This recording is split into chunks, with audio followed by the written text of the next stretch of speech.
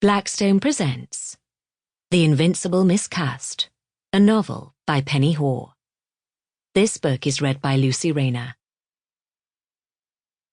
For Sebastian, who taught me more than anyone.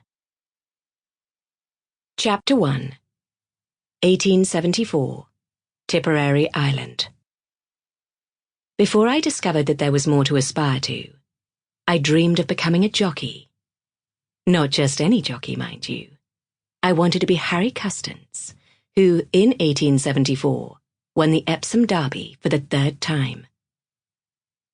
Because the English jockey had also ridden winners in the 1,000 guineas stakes, Ascot Gold Cup, and St. Leger Stakes, Custance's fame had reached as far as the Premier County, that is, Tipperary in Ireland, where I, a horse-loving, adventure-seeking 6-year-old girl, lived with my family. "Let's race from here to Ramsfield," I urged as my brothers and I turned toward home on a ride one afternoon. "The winner shall be addressed as Harry Custance by the others for the rest of the day."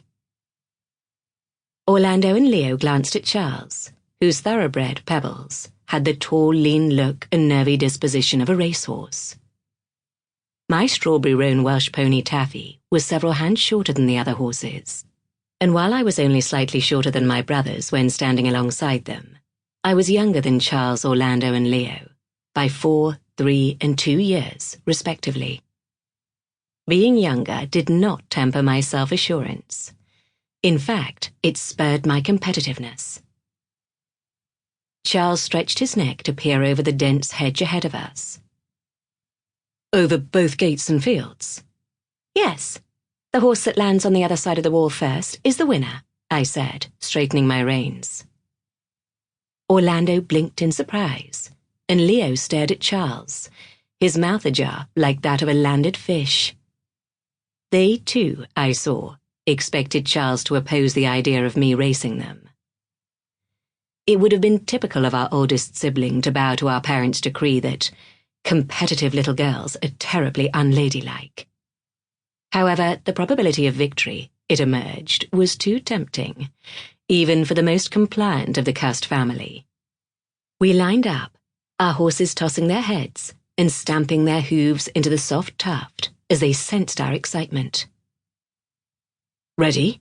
said Charles from his high horse. 3 heads nodded. "Go!" he shouted. Taffy was as eager to beat my brothers as I was. She took off like a grouse from the heather. I cracked. Sample complete. Ready to continue?